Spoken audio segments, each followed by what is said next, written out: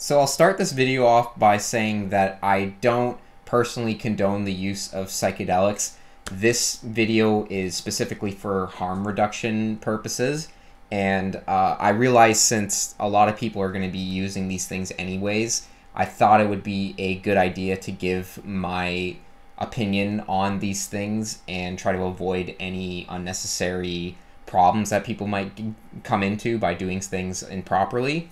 So I want to talk about how people are able to do oral DMT and actually have an experience without harming themselves. And the ingredients that I'm going to be talking about here are very specific only because they seem to be the most common in terms of people trying it. And for this, it's considered to be Pharmahuasca, so it's not Ayahuasca.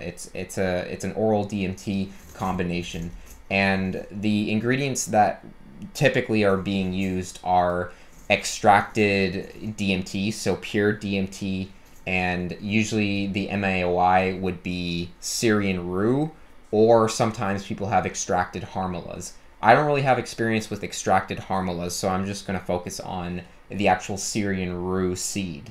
And now, for my experiences, there was a lot of trial and error to get the recipe down and how to do this properly. I've gone through many trials and errors where the experience just dudded and didn't work.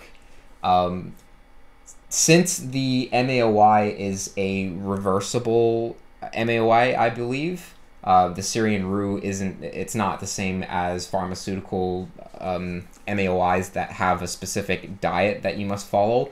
But just to be safe, it's recommended that people not eat certain foods a few hours before the experience, because I've done it on a full stomach, and it definitely diminish it, or could diminish the experience, or just change it. You definitely want to maybe eat a heavy meal or so, and then not eat for maybe 4 or 5 hours, so that your body can digest everything and be relatively clear, so that when you do end up taking the mixture of the ayahuasca or pharmahuasca ingredients, that it won't have any issues with the digestion, because timing is everything with this specific act, and it can really go wrong in terms of nausea and other things if you end up having too much in your stomach.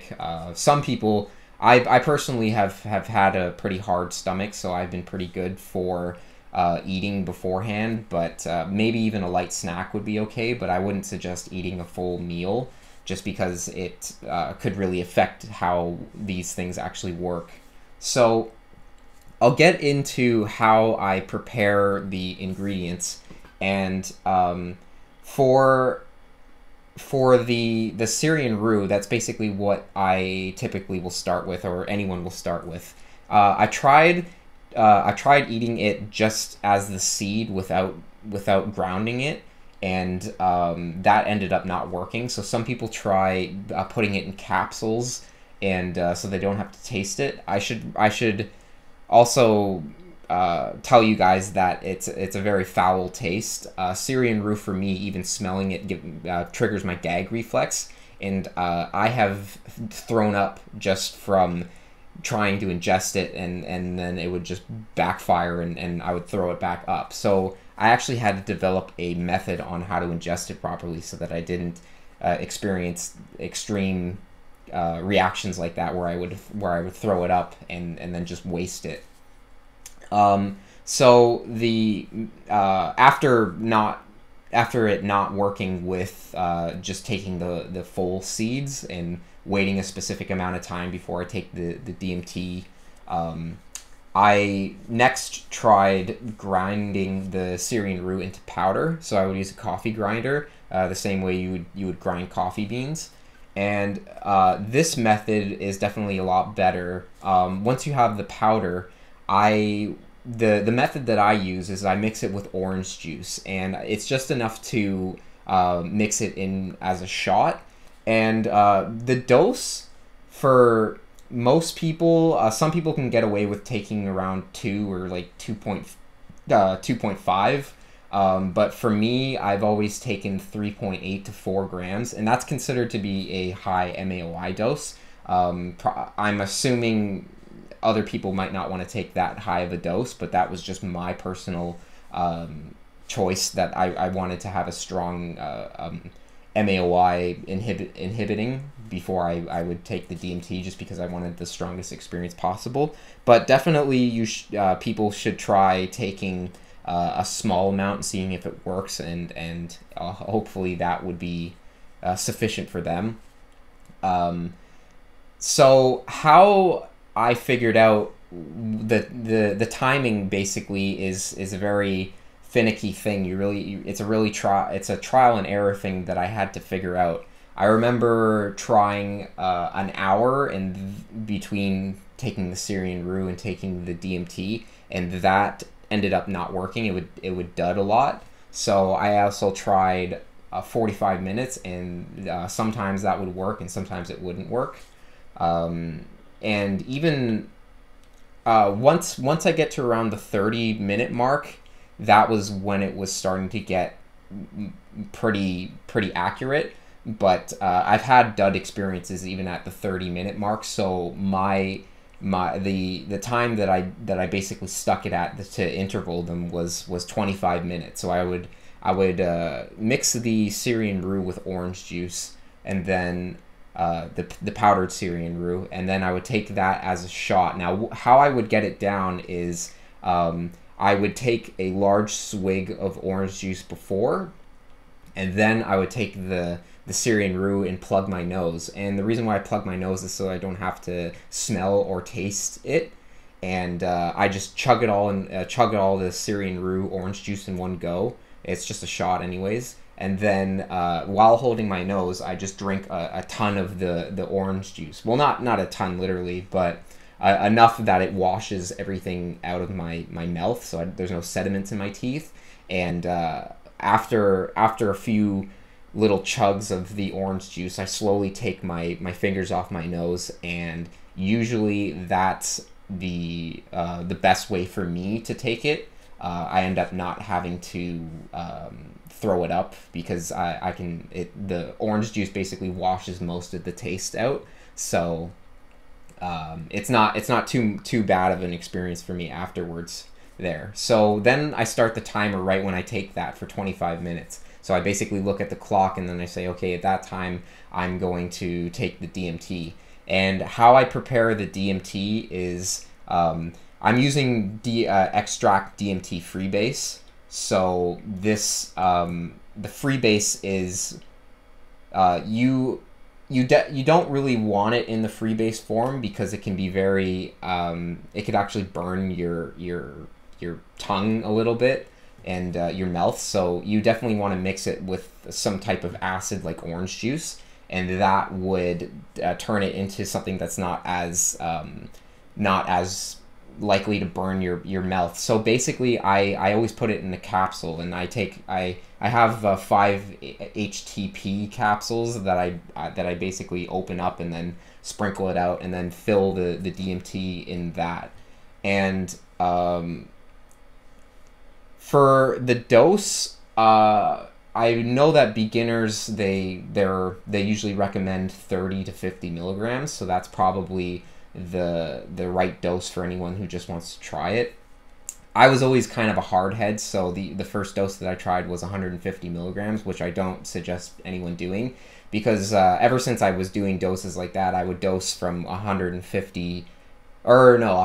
to 250, and I can't really experience oral DMT anymore, just because the last experience that I had was so intense that, if I had to use an analogy, it was almost like the Dragon Ball Z Super episode where Goku was the god Goku, and he was fighting the cat that kind of looked like Anubis, and he was also a god too, and when they were fighting, they were basically destroying the universe, and I felt like the more I take this thing, the more I'm destroying the universe. And that's pretty much a metaphor for basically destroying myself. And the last experience that I had was so terrifying that I thought that it was almost the point of no return, and I wasn't going to come back from it. So I'm probably going to plan on doing it again, but I just need to work my way up to trying that again.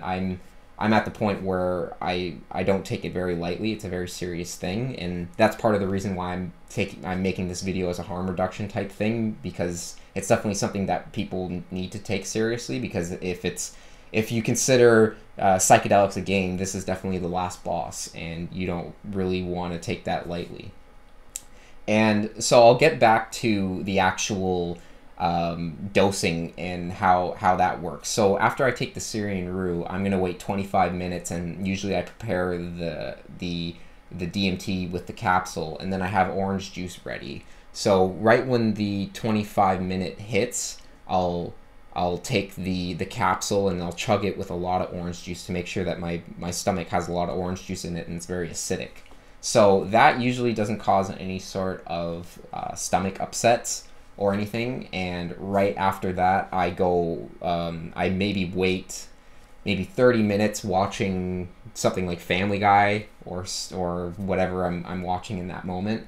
And then I will go upstairs into my room and turn off all the lights and lie in my bed. And if you're doing it at home, I don't suggest you trip any other way than that way, just because the experience is such a sensory overload that you really need like sensory deprivation to not get overwhelmed by the experience. It's not like tripping on mushrooms where things just look funky. It can get extremely wild and bright, and I can't see how people could experience that just being around and doing it recreationally. It's not a recreational experience. For me, it's a very serious endeavor, and very serious for me now, so, to the point where I'm scared to do it again. But I really want to do it again because it's so fascinating and it's so unlike anything else. But it's getting harder for me, and I recognize that, and I don't want to push myself to limits that I don't necessarily know if I'll be able to handle anymore. Smoked DMT is fine for me, but something about this experience is just something that I really need to prepare myself very, very thoroughly for before I try to do it again. So after this, you pretty much just have to wait in your bed and wait for it to come on. For me, when I was taking heavier doses, it would be a lot like smoking DMT, so I would end up being in experiences where it was so intense that I was completely out of body, and it would usually peak 3 times usually. So I would go up, and then I would go down, and then I would go up higher, and then go down, and then I would go up even higher. It doesn't always follow that pattern, but that's a very typical pattern for it to have, especially at the doses that I was taking. I'm not exactly sure what the experience would be like at smaller doses of 30 milligrams or so, but that's definitely what beginners are recommended to take, just because it's not a very easy thing to go through a heavy smoked DMT experience at that level for hours, because it does last. I believe the heaviest of the visions can last anywhere from 2 to 3 hours. So if you're taking heavier doses, it can be like smoking DMT for 2 to 3 hours, and if you're in there for that long, it can get very scary and very overwhelming. So that's pretty much the recipe that I've developed over the years. This is what's been working for me, and this is what has limited any type of problems that could happen. And I'm hoping that people can sort of learn from what I've experienced. And I don't recommend anyone take oral DMT this way. If you want to experience it, maybe go to a shaman or a retreat. This is just the way that I was doing it, because I was using it as a introspective type of healing experience, and I didn't really feel it necessary to go out to Peru and see a shaman to do it. I would rather just do it myself. But like I said, I'm pretty scared of it, so it's not something I would be doing very in the near future. But sometime in my future, I'll definitely try to experience it again. But I'll probably be taking it slow. So I hope this video helps someone who is going to be planning on doing it, whether I say not to or whatever. You know, it's up to you, but I'm just hoping that this could help you in terms of not making any mistakes that would be detrimental to your health. So have a great day, and I'll see you in the next video.